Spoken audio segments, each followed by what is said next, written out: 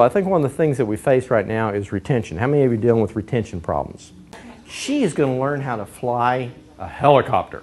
We're going to carry her through an educational process. Fortunately, I had the opportunity to spend a little time with Dale Carnegie training, how to win friends and what? Influence people, that's right. And they said that there's three major areas of education. There's knowledge, there's also skill, attitude. That's right, her attitude. Now we're going to put you in a simulator and here's your stick. Okay? Now you're going to be able to get to fly. Now I want all of y'all to sort of help her fly here. Y'all grab a hold of your stick. Sort of reach out here, grab a hold of your stick, okay? Okay, that man's got a good stick, right? All right. Now, it's time to take off, so what are we going to do with this stick? You read the book and listened to the DVD, so what are we going to do? Oh, okay, we're going to lift back. All right, here we go. Okay, all right, this is good. And then we're going to... Are you ready to go fly? No! No! You know, we may be able to gather all of the what?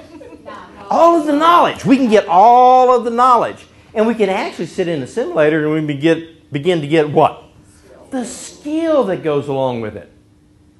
According to Carnegie, in their studies, they say about 15% of a person's success in life is actually going to fall into that area.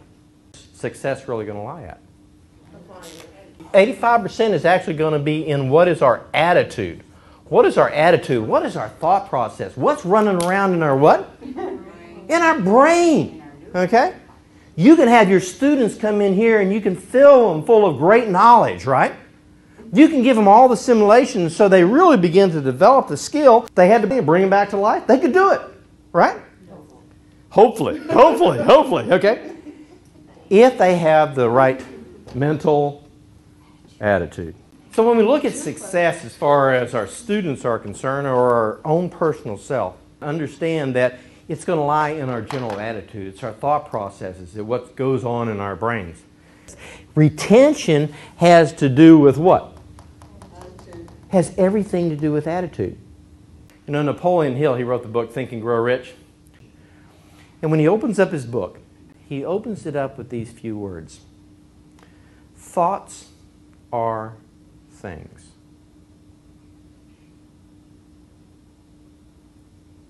Thoughts are things. He began to realize that it's what we think. It's how we think.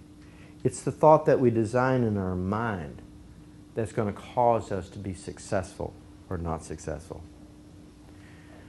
Our students that are struggling, they're struggling because of what?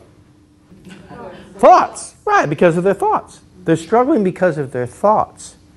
They're struggling because of the battles that are going on in their minds. As we can begin to understand that our mind is just another organ in our body, that we can take control of it and learn a systematic approach to doing so, then we can change our thoughts. We can change who we are. We can change the person that we're going to become. There's a science that we call GoldDieology. And the GoldDieology is just a thinking, it's a systematic approach of being able to begin to organize our brains. A die, right. If you have one of them, they're a die. If you have two of them or more, they are what? They're dice. They're a thing of what? Chance, that's right. They're a thing of chance. If we live our life by chance, we may be in trouble. What I'm going to share with you is just the opposite. This is the gold dynamo. It's a gold die is all it is. This is just the opposite of these. This is a thing of chance. This is a thing of choice. If we're playing a game and we're racing around the board as fast as we can possibly go, our only goal is to get from one end to the other end as fast as we can go. What do we always want to roll? 6, right. We want to roll 6 because 6 is our best. That's our highest that we can possibly do. Anytime that we're using a die, we're taking a chance. If we have a paradigm shift, we choose to do our best. Okay? This is a gold die, so this becomes an object that we begin to use to trigger our mind to help us to remember to do our best. We have to choose to do our best. And how do we do our best? By focusing on one thing at a time. It's the power of focus. If you don't mind me asking, how young were you when you went back to school? 48! Give her some appreciation for that. Is that great or what? At 48 years old, you decided to change your life. At 48 years old, you painted yourself a picture. Our brains think in pictures. Let me tell you why this works. This is actually nothing more than a tool for your brain. Our brain, as you know, has billions of neurons up here. And there's excitable cells. Those cells are excited by our 5 physical senses. The things that we what? Hear. The things that we smell. The things that we taste. The things that we and the things that we see. Okay? It's our 5 physical senses that allows our brain to begin to be triggered. And when it triggers a thought process, okay, then you begin to follow that. This is designed to be a trigger for your brain. Our brain begins to process all information in pictures. Does that make sense? All information is in pictures. Even when we see a word spelled out.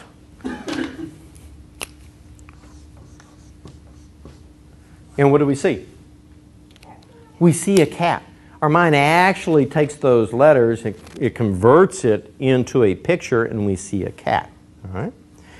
This functions as a trigger for your brain. It allows you to begin to see a picture and to begin to relate something to that picture. Now, if your focus was going back to school, you literally took and dropped on the inside. You see here, this is a 7-sided gold die. It has 6 outsides and 1 inside. The inside's invisible, but you know it's there. The inside represents you and I. Let's see what I do with this. It's this block of gold. It represents who you and I are, who we are on the inside. Okay?